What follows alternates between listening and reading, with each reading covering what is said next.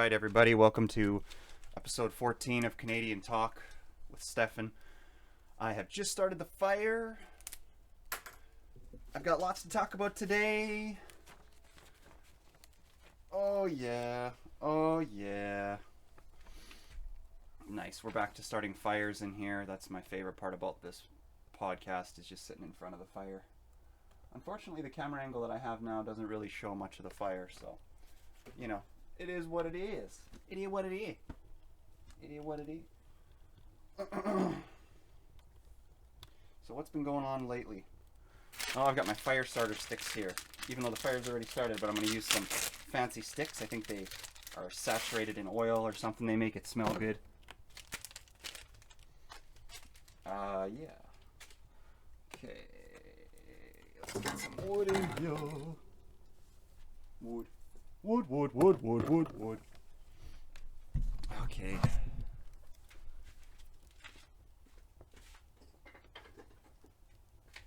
So thanks everybody for tuning in. The fire lovers out there, the comedy lovers, whatever you might be, whatever you might consider yourself. And oh man, those fire starting sticks are really working. That's awesome.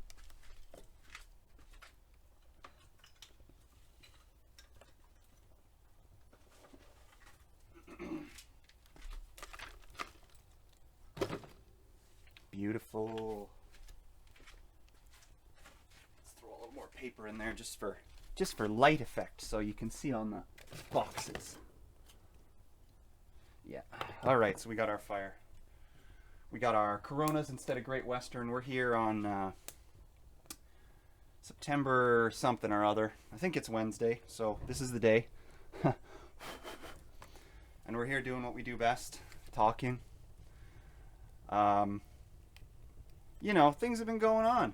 I've been having things going crazy with my businesses. I've been having things going crazy with people that I know. Everybody's all stressed about this, that, or the other, you know. And then we're just left here not really knowing what to do about it, because the government has closed basically everything down. They're doing this reopening shit in stages, but my first question is, like, people are allowed to fucking skydive, right? So people are allowed to skydive, people are allowed to bungee jump, fucking be an anti-vaxxer. Whatever happened to just letting people take risks? When has the government's been allowed to just shut everything? The thing is it's not a shutdown at the federal level, I don't think. What I know is the shutdown at the federal level with all that stuff where they tried to get Trump taken out, that all failed. And then now they're doing this local shutdown stuff where they're having smaller governments just, you know, basically tell their small businesses, tell all these people that work hard that they're fucked. So that's the thing, is I'm not pro-Trump, I'm not anti-coronavirus, I'm not any of that stuff. I just like to talk about how the negatives that it could potentially be doing for us, because you can't just blindly listen. Clearly the coronavirus is creating a lot of problems for a lot of people. Like, I don't know any of the figures or anything like that. I know if people are looking for that, just go to Ben Shapiro, because he has his mind made up. I don't make up my mind on things, I just talk about things. So yeah, we're at episode 14 here of the Canadian Talk Show. Yeah, let's get to the bedrock here.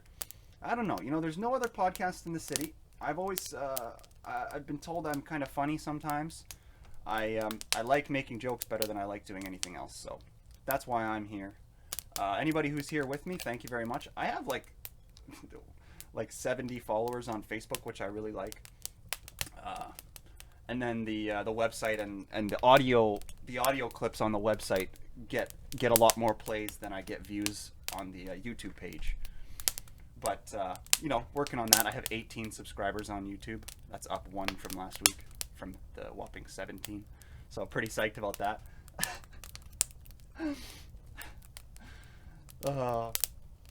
So yeah, I had the stupidest idea for like opening. Sometimes I have the stupidest ideas that just I don't even know how to do them because they're so stupid. I think today, other than we're gonna go through a couple of main events here, then I'm just gonna go through my phone and read off some of my jokes that I've written and stuff. Um, and yeah, that'll be the day. But yeah, sit down, have a beer with me if you're not already. Smoke a weed hoot, and that's what we're here for. I'm here to talk to the people who like listening to me. And right now, that's nobody. But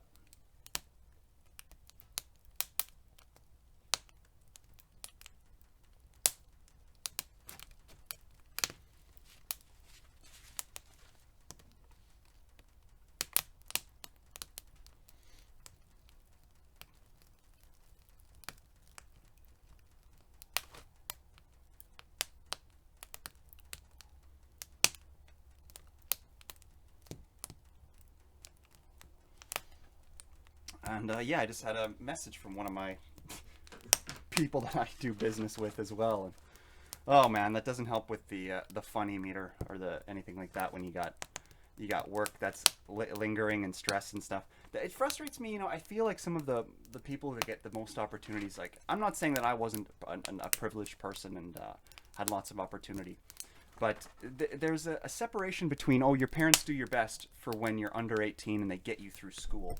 That's like one form of privileged where you're able to just be a member of society. I'm just gonna stop picking at my crotch here.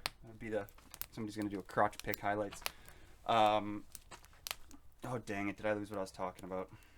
I was talking about privilege, yeah, and how I had some privilege, but then there's people that their privilege extends right into their 20s, where they can delay going to university. They don't have to worry about losing a job.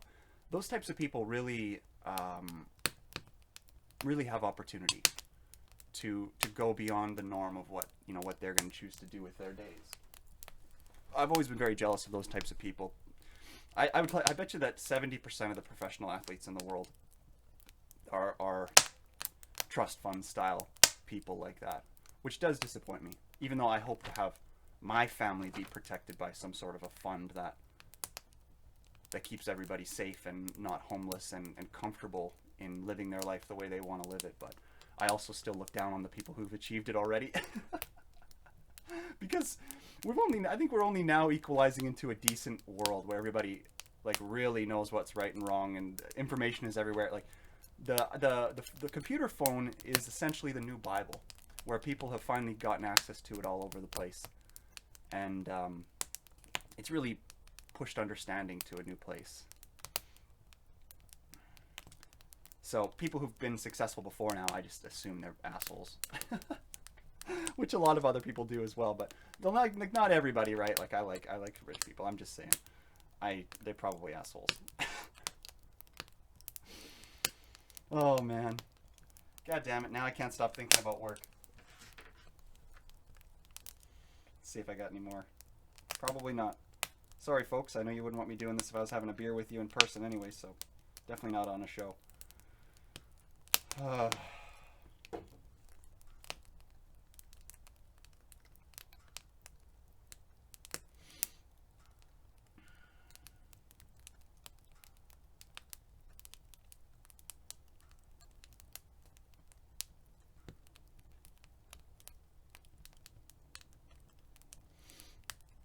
Oh man, very fun. Work, work, work.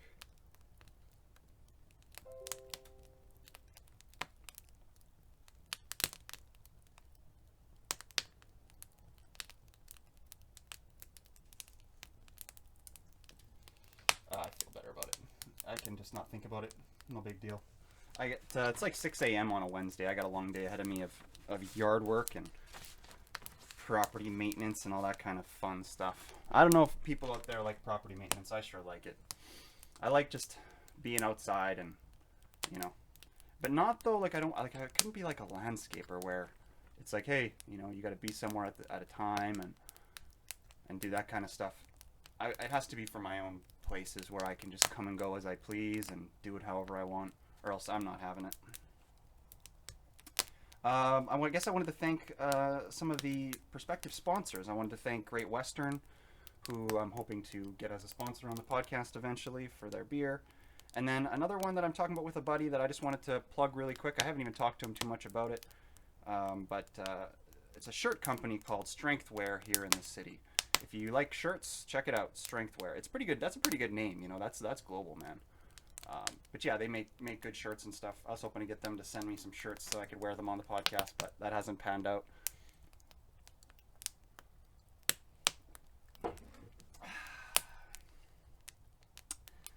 Oy, oy, oy. So, what do we got? We got Will Smith getting embarrassed by his wife after she cheated on her talk show. She fucking brought him on there and embarrassed him. We got Nick Cannon being racist. We got Chris D'Elia being a grooming pedophile. We got Elon Musk being cavalier with his investments and shit. Losing people a lot of money. That's it. That's it. Fucking 10 minutes in and we're out of shit. Out of main shit. I've just been working a lot lately, really. Not that anybody out there cares, but I had some of my work go awry, and it only happens every once in a while, but it can, it's not even coronavirus related, which is nice, you know. My industry is independent of that, but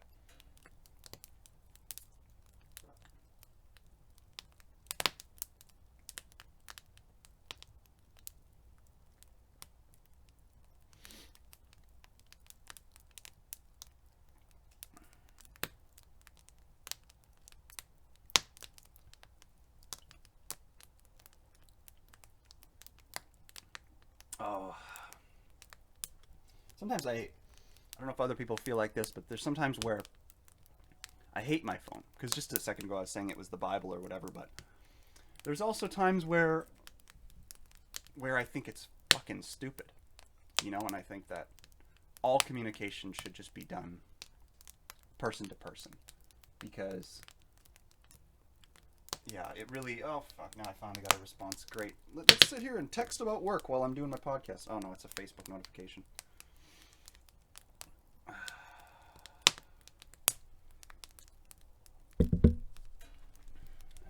Nice fire. I'm gonna add some logs to it.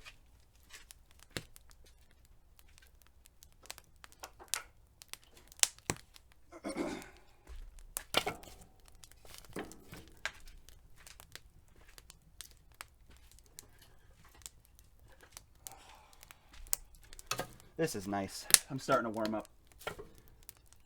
I'm excited for the winter, but everything will be the same. Where at the beginning of the interview or of the shows, I'm gonna be freezing in this room, and then as the fire warms up, I'll be like, ah, this is better. It's nice. It's nice. I brought some beans out here. I was gonna cook some beans while I was doing the show, but can't find my can opener. So, what else is there to talk about? Let's go through my joke list, I guess. Let's see if I can. I'm gonna read a shit off and see if I can find anything funny here. Got my Blue Jays hat on because I couldn't find any other hats, just like I couldn't find everything else.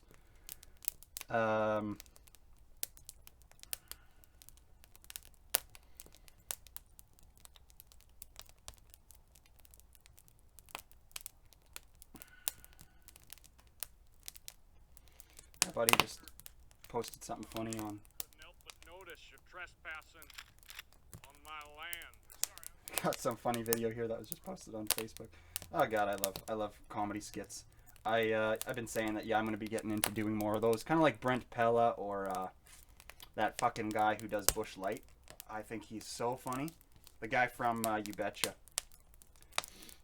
Let me get to my list here. People, podcast content. Oh dear, I'm at the bottom. Oh yeah, so Joe Rogan had Miley Cyrus on his podcast, which was kind of funny. She was what I expected her to be, I would say, for the most part. Pretty shallow. Pretty narcissistic. She talked a lot more than I expected, but I guess at the end of the day that didn't really work out well for her because she just kind of looked desperate.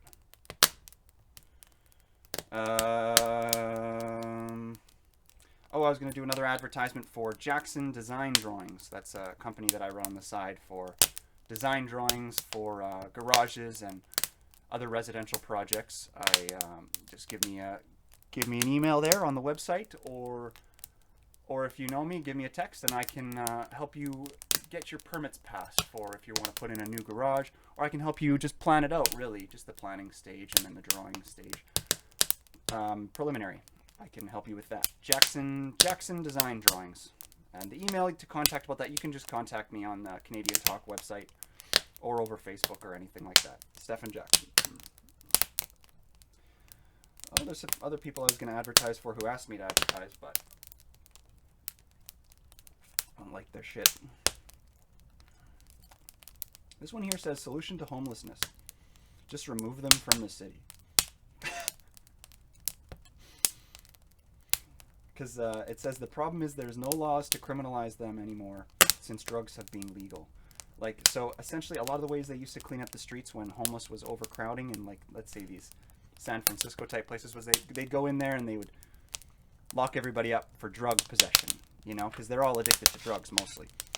Now they can't really do that, so all these people are just kind of stuck there on the street. Yeah, I don't really know what the solution is. The midnight tours things happen here in Saskatoon. At least it's a scar on our, like, that's what they used to do back in the day, was problem people, they would just bring them out of the city, really. Like, good luck walking back. Kind of just use the horizontal space that Saskatchewan has to our advantage. Okay. This one is a poker story. So I was in Vegas a couple of months ago. Not a couple of months ago. I guess it's 6 to 8 months ago now. Now that it's coronavirus time. So I'm in Vegas and I'm playing poker and it's going well as usual. And I'm with some people. I'm at the MGM Grand in their poker room, and I'm up about $200, and just talking up a storm. And by the way, about poker, currently, I'm a successful player right now, and I have been throughout my past as well. They say that only a very small percentage of people can be successful at poker because it takes extreme patience. And yeah, I am successful. Every time I go there, I go to the casinos, and because I'm a gambler, I'm a risk taker, and I'm also a math guy.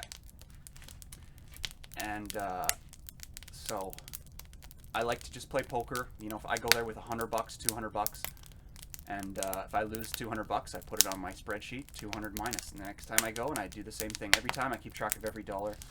And yeah, I've made a lot of money over the course of the past 6 or 7 years. That's professional poker.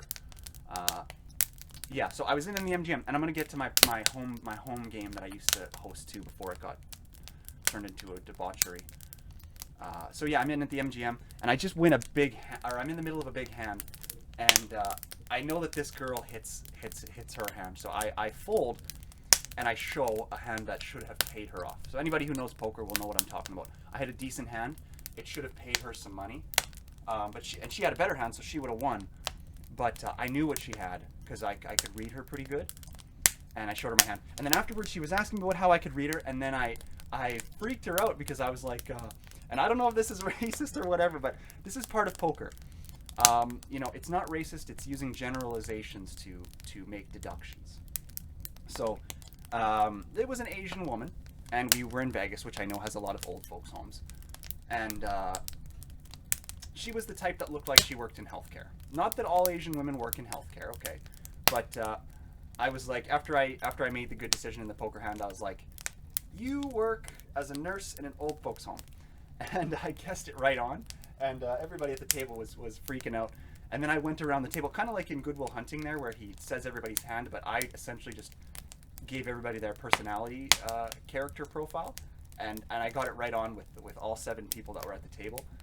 And then, but then later, the Asian lady was like, but she, like, I don't know, she was, I sensed that maybe they were frustrated that I read them all so much. And so I quickly got up and got out of there with my $250 and called it a day on the MGM. Yeah, that's a winning story. I've got lots of losing stories too. You lose a lot in poker, you win some, you lose some. And so that's a winning story. And what else we got? And then my home game poker story. Here it is. Halfway through episode 14. So when I was a little kid, I started liking poker. So I had always liked math. I had always liked money. I'd always liked risk taking and competition. Competition, really. Trying to beat out your opponent. And so I started playing poker with little nickels and dimes and pennies when I was about 7 or 8 years old. Uh, it was fun. I remember I would play at my friend Shane's house. Sorry, Shane, if you're out there, maybe you listen to this. I know we're still friends on Facebook. So I was at my friend Shane's house, who back then he was pretty well connected. He had a lot of friends. Kind of was he wasn't a bully, but his older friends were kind of bullies. Stephan Humphrey, fuck you. Um, and so we're playing poker at this game, you know. And I remember that I didn't necessarily get swindled at their game, but there was times when I made a couple mistakes and like I think that I may have been swindled. But there was one time when I made a mistake myself personally, where I thought that two pair was better than trips. Hilarious, because I was like, oh, it's four cards. You got two pairs here instead of three of a kind. But back then I didn't understand. I was like 7 or 8. I didn't understand that statistically trips are harder to get than two pair. But anyway, so that's how it started. That's how I got my first little bit of feeling of losing in it and winning as well. I did all right. You know, I'd make $7 here and there, and I'd go and get Slurpees from the store or whatever. I loved it. I loved it back then. I loved the thrill. The thrill of poker is worth it a lot of times, even if you lose. I know gambling addicts say that, but for me, I remain profitable, and if I don't, I quit. So, and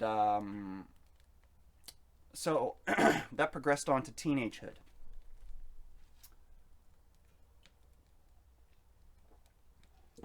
So I'm not the richest guy ever, but I loved poker. I played hockey, did my thing. But I always needed little bits of money here and there, as any teenager would. And I had some friends that I was competitors with. I won't say their names, but we were good competitors in all ways, shapes, and forms. And so I had some friends that were new friends from high school, and some friends that were older friends from hockey in elementary school. And these friends were the first friends.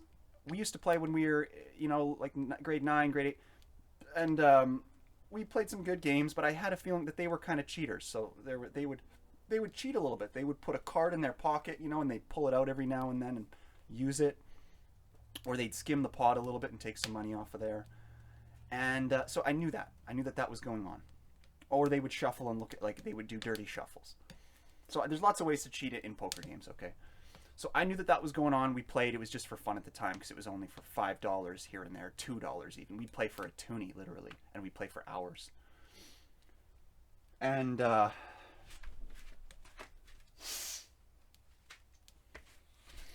so, no, there's a spider. So, a little bit of cheating starts getting pushed into the realm by my buddies. I didn't start it, right? And then I have these new friends that at the time, these new high school friends that at the time I wasn't as loyal to, right? I had mentioned that. I had met them not as long ago. And my older friends had convinced me, hey, let's cheat a little bit in these games, and we can make some extra money and shit, like just for ourselves. So I would sometimes skim pots, meaning taking small amounts of money just directly off the table during a pot when I could get away with it, kind of like sleight of hand, like Antonio Esfandiari does. He's a really one of the best pros out there at poker, and he's a magician actually, so he's good at sleight of hand.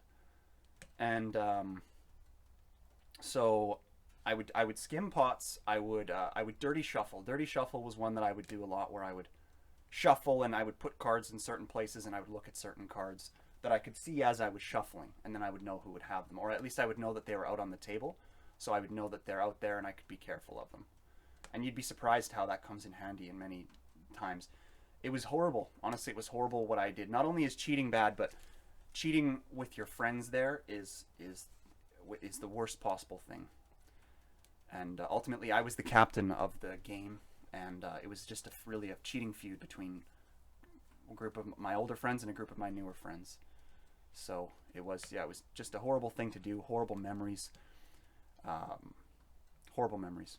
Dang, what else was I gonna comment on about that?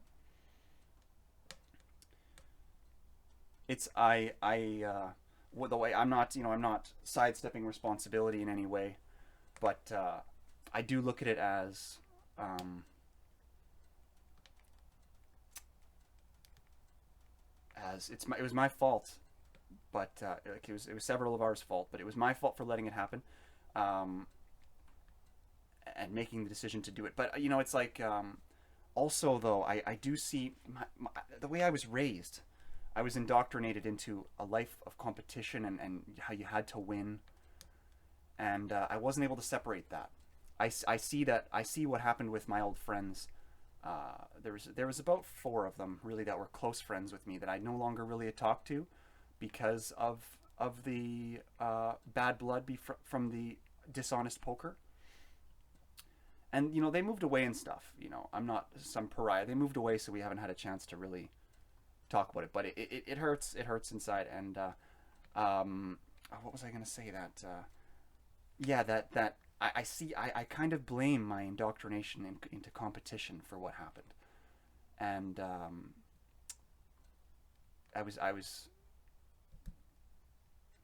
didn't know any better. And then I got older, and then I knew better. All I knew at the time was that it didn't feel right when it happened. Like everybody knows cheating is bad. But for some reason, because I had some friends wanting me to do it, and then some other friends not being aware of it, I just didn't handle it right. And I think about it. I think about it every day. And I'm now 20, just 28. I just turned 28 in July. So, and this happened basically over 10 years ago. I've been playing professional poker for about 10 years since then. But yeah, I still think about it every day. I think about it all day. Like whenever I'm playing poker, that's all I think about.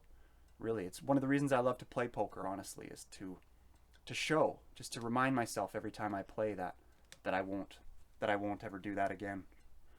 But I'm also glad that I'm good at poker because I'm able to win, and I've been able to accomplish a lot with the money I've made from poker. So, yeah. I'm in the mood to. Fuck. That was a long talk. Long, depressing talk. So thanks everybody for listening. Well, we're about 30 minutes in. I want to thank Great Western for making such great beer. I want to thank anyone who's listening. Please subscribe to the YouTube page. I definitely need people on there. And follow the Facebook page if you don't already. And there'll be lots of good, funny videos like this of just people talking. If you want to sit down in your room after work and have a beer or have some weed and listen to somebody talk about stuff that's relevant, not news bullshit, then you're in the right place. So I'm working on the pauses because I think I make too many pauses and stuff, and I don't want people to get bored because I know ADHD is rampant in today's day and age where people can't sit still for more than 10 seconds. That's kind of what I'm doing on this, though, is I'm kind of trying to reverse that in a strange way.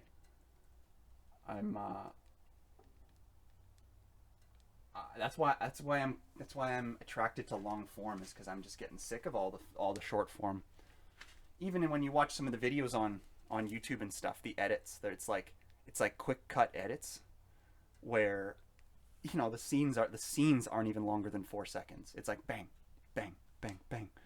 And even during those 4-second scenes, they do like hyper zoom-ins where it goes from like 30 times or 4 times zoom to like 30 times zoom, and just all this crazy cinematic shit happening that it never used to happen. And if you watch a movie in the 90s, people used to just sit there and fucking watch the movie. Like the camera could just be still with a person in frame, and it's like, hey, let's watch the person. Not like, hey, let's look down at our phone because nothing has happened for 4 seconds. So, another thing I want to just point out, if I can find a way to articulate this, is I want to separate myself from anybody who's one of those griping personalities who goes up on the internet and just complains and gripes about stuff that annoys them and shit. This is not that. I'm happy. I'm not griping about anything. I make life is great. It's better than it's ever been. I think that I just like to critique, and I like to bring up things that I know are important for others to see if I can help like the public discourse or whatever. But yeah, that's important to me, is to be distinct from those guys who are just screaming into their cameras. There's a lot of them nowadays. It's really, I don't want to fall into that department, you know. TikTok's a funny one these days with the crazy people that are on there. On Tom Segura's podcast, uh, they they have a large amount of TikTok videos of people. A lot of times they're mentally handicapped, so you know it's like I believe that Segura's podcast sometimes really is on the tightrope of making fun of handicapped people, but you know, it is what it is. He's trying to create something good, so, and something funny. And the people put these videos out there willingly, so I don't think it's technically illegal.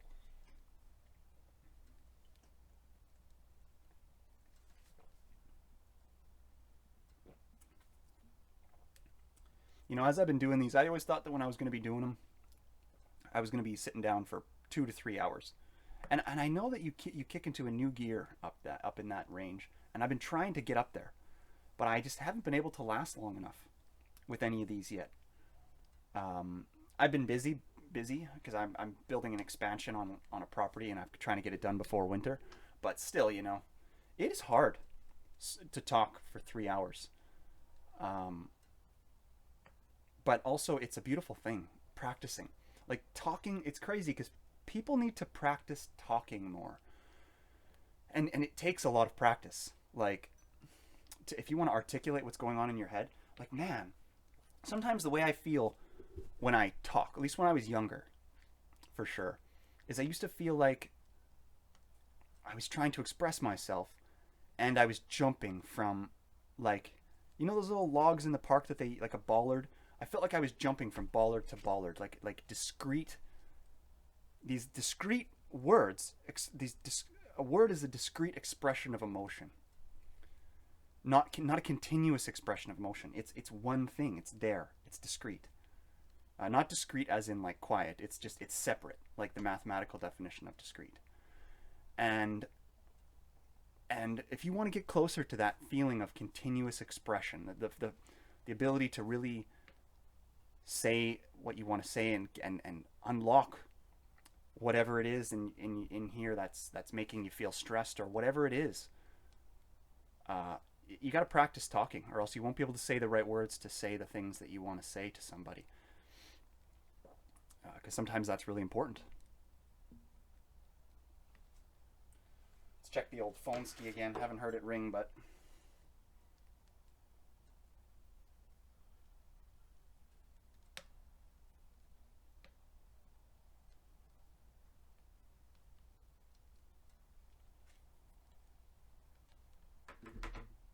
oh man. Yeah, I think I want to get to the yard work. I was able to get the poker story out today, which I'm really happy about. This will be just a quick episode. Fucking 40 minutes, whatever. I'm going to be coming back real soon for another one here. So there's going to be one this Wednesday, there's going to be one next Wednesday. Every week, I'm not going to be missing any weeks from now on, but I did want to tell that poker story. And just because of work and stuff, I don't have a lot of positive energy right now, and I don't have a lot of jokes on the tip of my tongue, so I'm probably going to cut this podcast short today, I think. This fire has been awesome. It's been really nice to get back to the fire style. But I want to get started, start mowing lawns. So everybody out there, you know, during COVID times, during election times, whatever this times are to you, just remember that life is better than it ever has been. Remember every day to be present. Get up and be present. Put your mind in your eyes and be right there. Look at the people around you, the people who, whether you're mad at them, your loved ones, whether you have little resentments, put yourself above it. And just love people around you for the fact that they're people. They're people, they're around you. They're just like you. Even if they make mistakes, you make mistakes. Everybody makes mistakes. You know, I don't think anybody's afraid of coronavirus anymore, other than literal morons. I've got some funny episodes. I want to talk about celebrities and stuff next time. Man, I could have babbled on about celebrities right now, but I think it's just a waste of my breath. I've lots of good podcasts out there right now. I talked about the Miley Cyrus thing. So yeah, next episode I'm going to talk about some I guess some more of the current events I've been looking at, and some funny shit I've been seeing online. I've been posting lots of funny videos and stuff on the page and everything. I'm going to keep doing that because obviously I love doing that.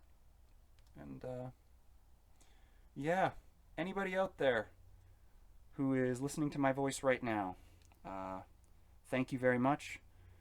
Thank you for finding this. Thank you for having the ability and the intelligence to find this, and then I guess sit through it. I wish I could start the podcast with this type of focus where I thank people genuinely like this right at the beginning and can find my words, but I can't. It takes me 30 minutes to get revved up. That's what I mean about people have to practice talking, because you have to get warmed up. It is not easy. You have thoughts coming out of your head, and you have to organize them into words in real time. Like, that's why we teach languages to children, not adults. Like, it's hard. So anyway, I want to keep getting better at this extemporaneous, improvisational, long form comedic presentation. I'm going to continue to get better at that for all of you folks out there. And everybody out there, just keep following and keep clicking on the videos, and I will keep trying to say shit that will make you chuckle, I promise. Uh, and yeah, I love everybody out there. I really do, except for the people that I hate. Okay, thanks everybody. That's Canadian Talk Podcast. We're out.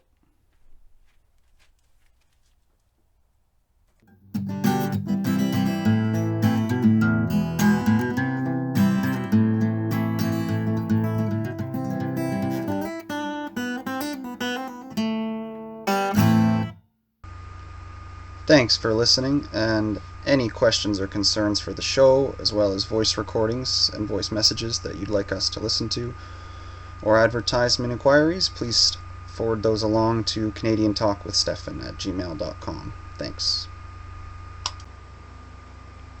We also have a website, stephanjackson.ca, where you can find a back catalog of all our episodes, and we're also on YouTube, where you can find the video versions.